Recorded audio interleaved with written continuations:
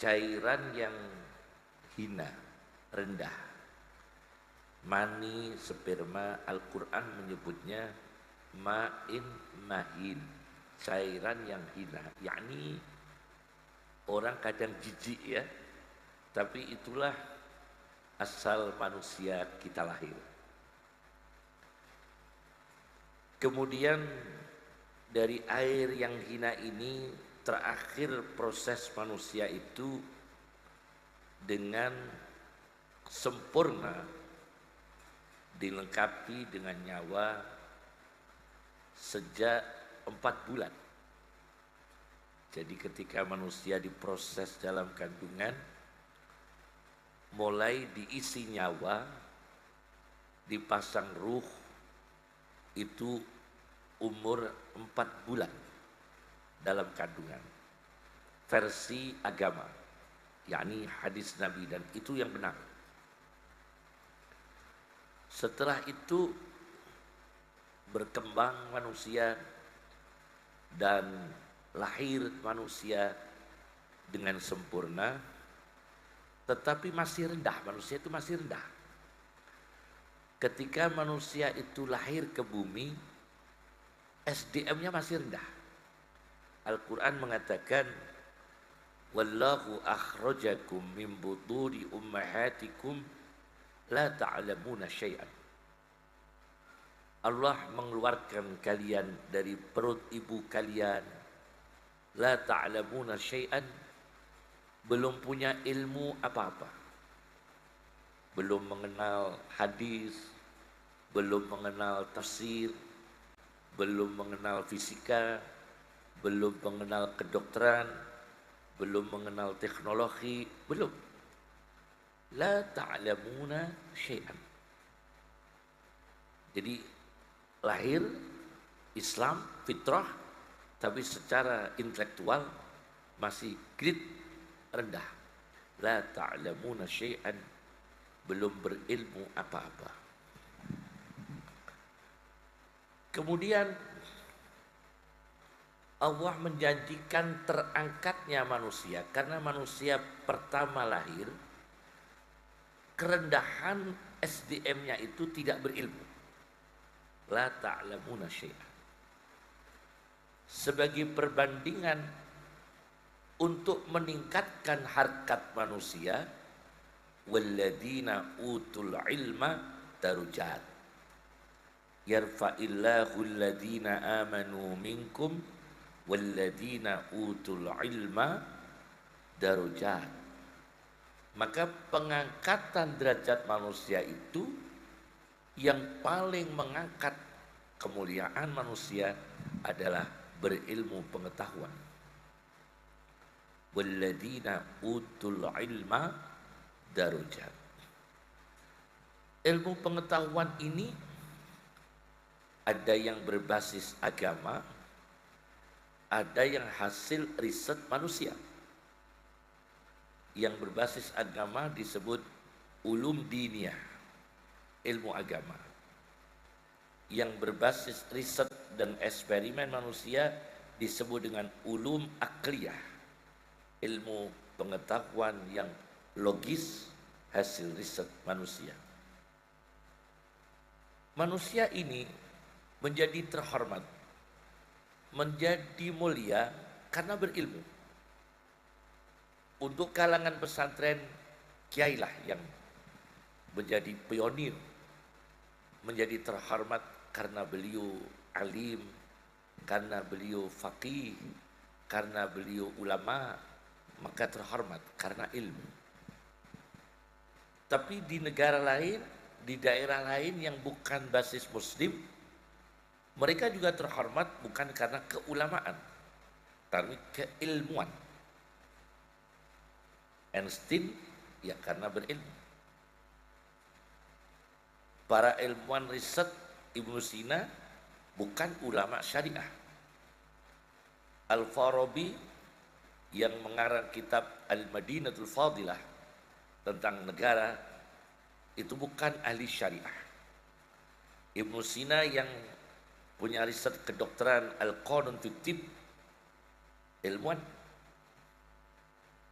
Ar-Razi, bukan Ar-Razi Fakhruddin Ar-Razi, Ar-Razi yang punya kedokteran Al-Hawi, ilmuwan. Ibnu Rus, dia ilmuwan sekaligus ahli fikih. Jadi beda-beda. Maka ulama, orang berilmu itu terangkat derajatnya, apapun ilmunya. Kalau bermanfaat, terangkat derajatnya. Di mana saja sampai ilmu, mohon maaf, ilmu fashion, ilmu desain baju. Al-Quran memberikan ilmu desain baju perang, Pak tentara, Pak polisi ya. Ilmu desain baju perang itu Daud. Wa 'allamnahu sun'ata labus. Aku ajarkan kepada Daud ilmu baju perang. Kemudian ilmu tentang bahasa Adam. Wa 'allama Adam al-asma'a kullaha.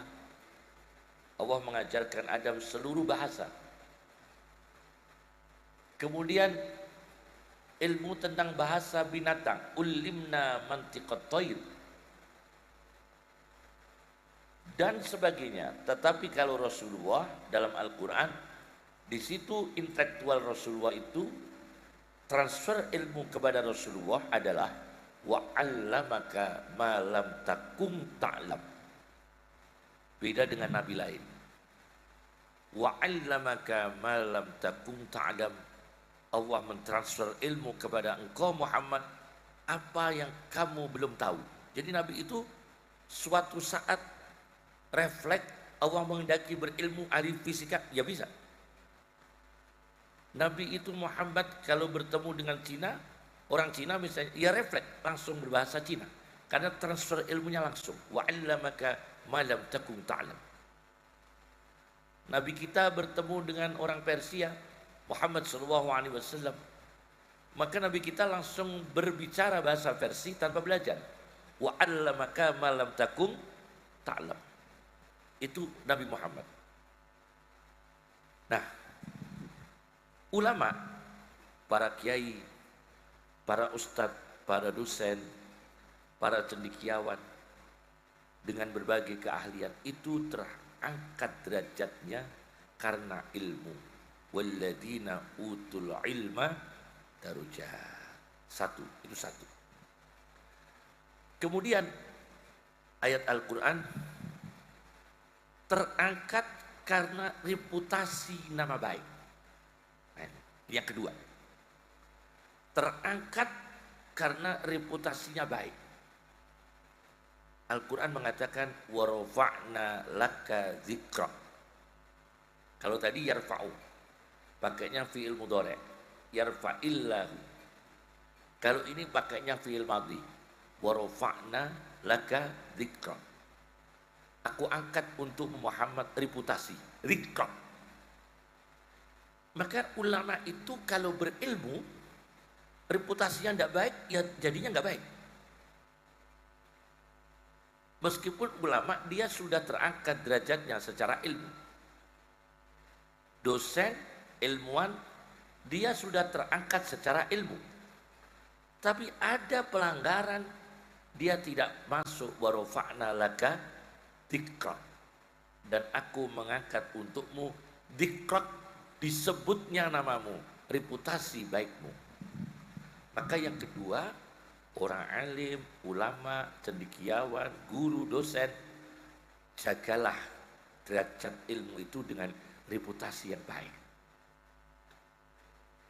Jadi ada orang berilmu reputasinya tidak baik, maka terjadi sebutan ulama usu, ulama yang tidak baik. Saya pernah baca Kiai di ensiklopedi Oxford ya. Di situ penemu mesin diesel, mesin apa? Diesel ya. Kalau itu biasanya BBM-nya pakai solar ya. Penemu mesin diesel itu di ensiklopedi Oxford namanya diesel. Dia itu telah memberi manfaat pada seluruh produsen, seluruh kebutuhan-kebutuhan mesin yang berbahan bakar solar. Ada Innova, ada Panther, ada mesin diesel, ada Kijang, berbagai macam mobil kendaraan pakai diesel. Secara amal besar dia amalnya, secara ilmu terangkat dia derajatnya, tapi reputasi terakhir tidak baik, mati bunuh diri. Diesel itu matinya apa? Di situ di ensiklopedia Oxford matinya bunuh diri. Maka berilmu, tapi sayangnya reputasi terakhir tidak baik. Ajib. Ini yang luar biasa. Kemudian ada seorang ulama yang pernah dalam sejarah Islam, namanya Bal'am bin Ba'ura. Tapi sebetulnya Bal'am bin Ba'ura itu tidak disebut namanya dalam Al-Quran. Hanya disebut Naba'al ladzi atainahu ayatina fansalakha minha fa'atba'ahu syaitanu fakana minal ghawin. Bal'am bin Ba'ura itu ulama, disebutkan hafal Taurat, tapi terakhir ateis. Ulama menjadi ateis. Saya pernah baca di dalam Hasyiah Jamal Jalalain, dia punya karya buku Laisa fil alam sani, tidak ada pencipta alam. Berarti apa? Ateis. Karena Bal'am menulis sebuah buku Laisa fil alam sani, tidak ada pencipta alam. Berarti dia ulama tapi tidak bisa menjaga keulamaannya. Terakhir tidak percaya Tuhan, tidak percaya Allah Subhanahu wa ta'ala. Ini warafa'na laka dzikrak tidak dimiliki. Hanya ilmu tapi reputasi tidak baik. Dua, yang ketiga ini ya. Dalam Al-Qur'an, warafa'nahu makanan aliyah. Kalau tadi warafa'na laka dzikrak yarfa'illahu, sekarang warafa'nahu makanan aliyah. Aku angkat Idris di tempat yang tinggi, yaitu Nabi Idris hidup di langit. Ada beberapa nabi yang hidup di langit, di antaranya Idris. Sampai sekarang insya Allah masih hidup di langit. Siapa Nabi Idris? Sampai sekarang masih hidup di langit dengan izin Allah. Kita tidak menganalogi dengan pendekatan genetika, pendekatan ilmu medis, pendekatan ilmu tentang apa? Tentang bagaimana tentang penuaan dan sebagainya. Ini atas izin Allah, Nabi Idris masih hidup di langit. Ceritanya bagaimana? Ceritanya begini. Ada orang Ethiopia mengarang tafsir Quran. Orang Ethiopia namanya Muhammad Amin Al-Harari. Beberapa tahun meninggal dunia. Kami berjumpa dengan beliau 2 kali. Beliau baru meninggal beberapa tahun yang silam. Kami menemui beliau insya Allah 2 kali. Beliau bangsa Ethiopia, punya karya besar namanya tafsir Hadaiqur Rauh wal Raihan, 32 jilid ya. 32 jilid tafsir Al-Quran. Saya baca di dalam tafsir itu, ini cerita ini penting sekali. Nabi Idris itu pernah kepanasan matahari ketika berjalan, mungkin musim panas. Nabi Idris kepanasan. Kok ingat malaikat yang mikul matahari? Ya Allah, saya yang di bumi saja panasnya matahari seperti ini. Ya apa panasnya malaikat sing mikul? Kasihan. Ya Allah, ringankan ya Allah malaikat yang mikul matahari. Kula sing teng bumi niki ngrasakno srengenge panase koyo ngene. Apa meneh malaikat sing mikul. Abote, panase. Dengan doanya Nabi Idris, Allah memberi dawuh kepada malaikat yang mikul matahari. Malaikat, kamu didoakan Idris untuk diringankan beratnya mikul matahari dan panasnya. Mulai sekarang aku ringankan. Masya Allah. Akhirnya malaikat yang mikul matahari itu berbalik berdoa, ya Allah, baik sekali Nabi Idris. Saya kepingin menjadi teman sahabat Nabi Idris. Padahal malaikatnya di langit. Saya kepingin menjadi sahabat dekat Nabi Idris. Angkatlah ya Allah, satukan dengan saya. Akhirnya Nabi Idris diangkat ke langit supaya menjadi sahabatnya para malaikat. Ini cerita di dalam tafsir Hadaiqur Rawh wa Raihan, karya ulama Ethiopia Syekh Muhammad Amin Al-Haruri, seorang pakar ilmu dalam bidang hadis. Dia menulis Syarah Ibnu Majah 26 jilid. Dalam bidang hadis menulis Syarah Muslim 25 jilid. Dalam bidang tafsir 32 jilid. Jadi ini ulama dunia nih. Ternyata Nabi Idris itu diangkat ke langit berkah mendoakan malaikat, kemudian berbalik malaikat mendoakan beliau. Maka kalau kita kepingin anak kita diberi ilmu, doakan para kiai itu sehat. Doakan para kiai diberi kesehatan. Nanti berkahnya kita mendoakan para kiai, anak-anak kita ini menjadi orang berilmu. Doakan orang-orang seperti ulama, para kiai, ilmuwan-ilmuwan muslim, cendekiawan muslim, doakan barokah, diberi kesehatan lahir batin, diberi kekuatan, diberi kebahagiaan, diberi kecukupan. Karena penjaga agama ini orang berilmu, penjaga negara orang berilmu, penjaga dunia itu orang berilmu. Doakan para kiai, para ulama diberi panjang umur oleh Allah, diberi kesehatan oleh Allah lahir batin, dibimbing oleh Allah. Maka insya Allah anak-anak kita diberi ilmu yang bermanfaat. Insya Allah anak-anak kita diberi kelapangan intelektual yang cukup dan berkah. Ini namanya terangkatnya derajat karena kita ini mendoakan yang punya derajat. Paham ya? Diangkat derajat karena kita mendoakan baik kepada orang yang punya derajat. Bukan hanya ilmu agama. Doakan guru kita, semoga diberi kesehatan oleh Allah. Doakan tentara kita, doakan polisi kita, diberi bimbingan oleh Allah, diberi berkah oleh Allah. Doakan ekonom kita, doakan arsitek-arsitek kita, itu didoakan semua, diberi hidayah oleh Allah. Didoakan orang-orang yang memegang pemerintahan kita, diberikan kesehatan oleh Allah, diberkahi oleh Allah, dan kita akan mendapatkan berkah. Inilah teori terangkatnya derajat. Inilah sebagai pembukaan ceramah saya belum pidato, baru pembukaan. Amma ba'du. Lo tak ngombirin ya. Ini belum pidato nih, baru pembukaan ya, prolog ya, prolog.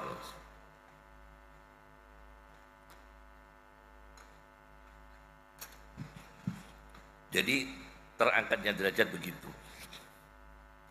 Sekarang teori ini kita kembangkan kasus per kasus. Setelah kita menyampaikan teori terangkatnya derajat, kemudian kita tampilkan kasus per kasus. Yang kasus pertama adalah kasus naiknya derajat orang miskin. Orang miskin derajatnya naik, diangkat oleh Allah orang miskin. Bagaimana? Kalau kita melihat secara sosiologi, status sosial orang miskin itu miskin dan fakir. Tapi istilah miskin itu secara linguistik itu bukan bahasa Indonesia, tapi bahasa Arab, miskin. Dalam Al-Quran itu ada kata sikin. Sikin itu peso yang tenang. Sikin, Al-Quran mengatakan wa atat kulla wahidatin minhunna sikina. Sikin itu peso. Dalam arti benda yang harus tenang. Menggunakannya dengan tenang. Yang kedua adalah sakinah. Walladzi anzala sakinata fi qulubil mu'minin. Allah yang menurunkan ketenangan dalam hati orang beriman. As-sakinah.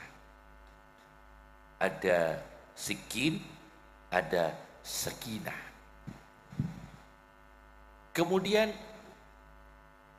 ada lagi yang disebut bertempat, liyaskuna,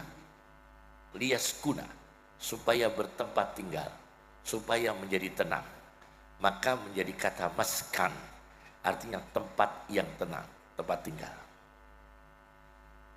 Kemudian lahir kata miskin. Maka miskin ini sebetulnya dari kata sukun yang artinya tenang.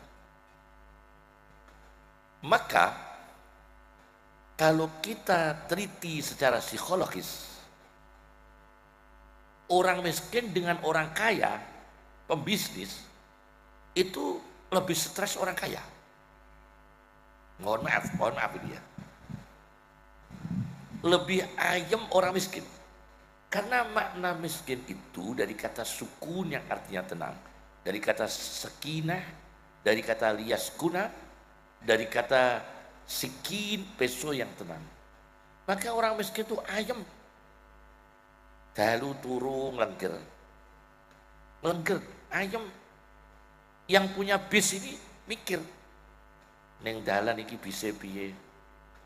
Yang menyewakan rental mobil ditelepon, Pak, mobilnya kebanan ya Pak.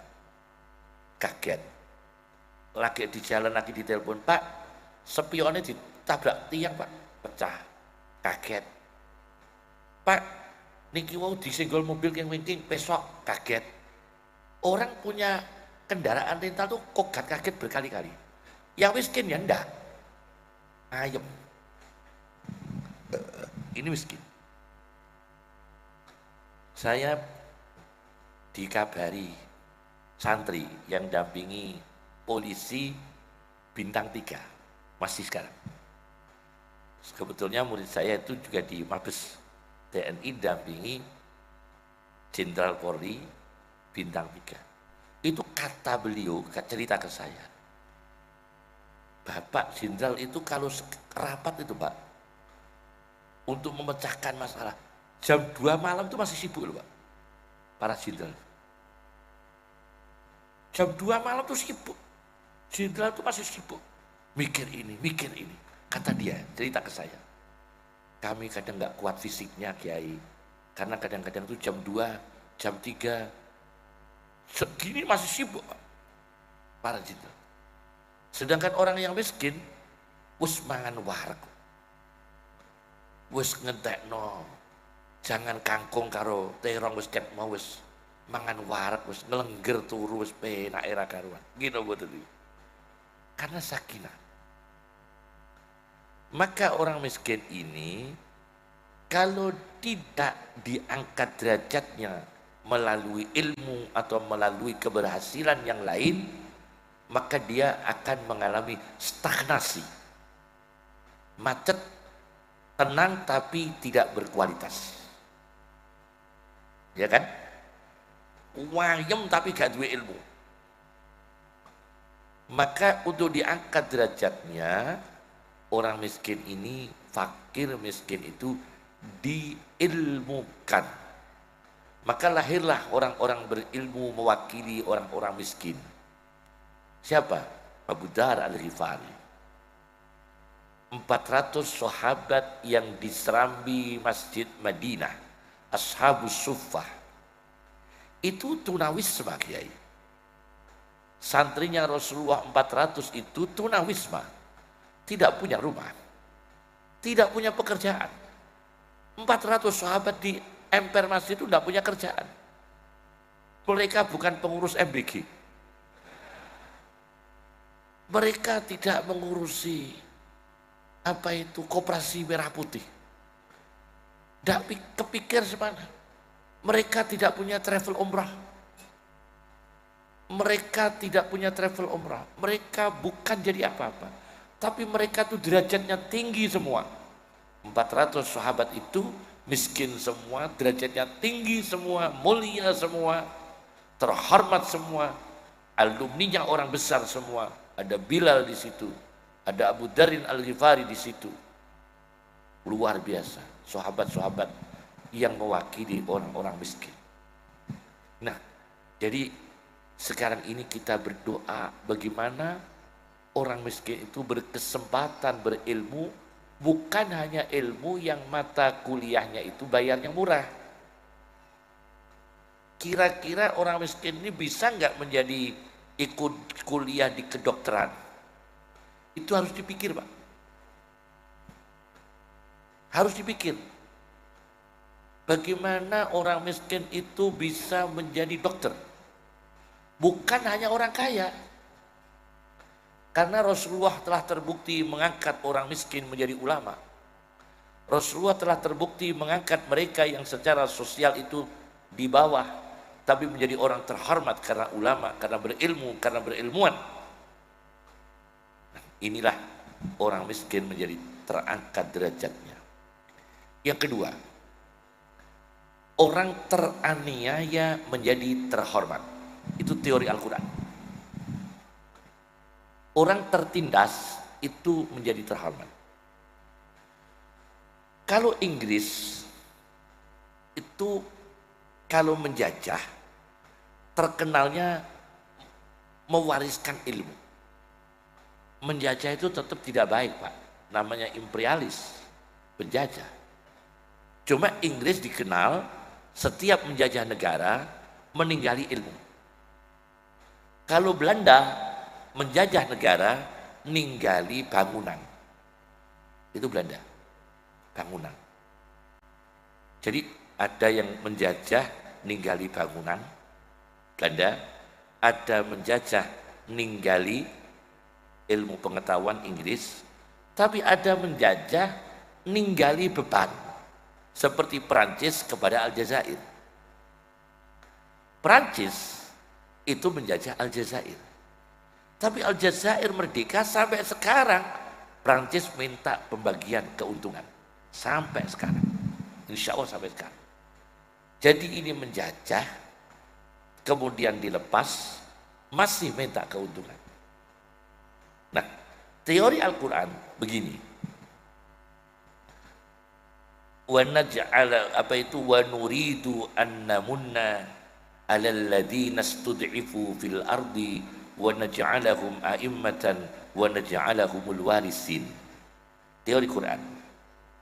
Wa nuridu an namunna, aku menghendaki memberi anugerah 'alal ladzina istud'ifu, kepada bangsa yang tertindas. Kepada orang-orang yang tertindas aku kehendaki untuk diberi anugerah. Dan secara teologi Allah sudah mengatakan, aku menginginkan memberi anugerah orang-orang tertindas. Wa nuridu an namunna 'alal ladzina istud'ifu fil ardi. Yang kedua, wa naj'alahum a'immatan, aku jadikan mereka pemimpin. Wa naj'alahumul warisin, aku jadikan mereka pewaris orang-orang yang menindas. Seperti Belanda menjajah Indonesia, maka bangsa Indonesia mewarisi aset Belanda, bangunan-bangunan. Wa naj'alahumul warisin. Hong Kong itu pernah dijajah Inggris, mendapatkan warisan apa? Cathay Pacific, ya, pesawat apa itu? Cathay Pacific, ya, itu dari Inggris. Jadi Belanda memberikan penjaga dunia itu orang berilmu. Bahkan para kiai, para ulama diwarisi. Wa naj'alahum a'immatan wa naj'alahumul warisin. Maka yang kedua ini teori Al-Quran, orang terangkat derajatnya itu karena dulunya tertindas. Tapi kita jangan coba-coba kita tertindas dulu biar dapat derajat. Jangan. Atau kita menindas orang dulu biar orang itu dapat derajat. Juga jangan. Atau kita tertindas dulu biar dapat derajat, atau kita menindas orang dulu biar dia dapat derajat. Itu juga jangan. Meskipun teori Al-Quran, orang tertindas itu akan diberi anugerah Allah, dijadikan pemimpin, dijadikan pewaris. Maka perang yang spektakuler ini, Iran, Israel dan Amerika Serikat, itu kemarin ada Jenderal Bintang 4 menemui kami sampai hampir 1 jam, tidak saya sebutkan namanya. Saya sampaikan kepada beliau bahwa perang terakhir umat Islam dengan Yahudi itu akan dimenangkan orang Islam, dan itu pasti. Cuma skenario Allah tidak disegerakan sekarang, tidak disegerakan sekarang. Tapi kemenangan Muslim dari Yahudi itu pasti, dan perang tidak berhenti. Perang tidak berhenti. Rasulullah itu, saya menulis sebuah kitab namanya Nasihatul Junud, tulisan kami Gus Lukman, 100 halaman tentang konseling militer dalam bahasa Arab. Itu tulisan kami namanya Nasihatul Junud, konseling militer. Waktu itu saya sampaikan di Angkatan Darat di Thailand Selatan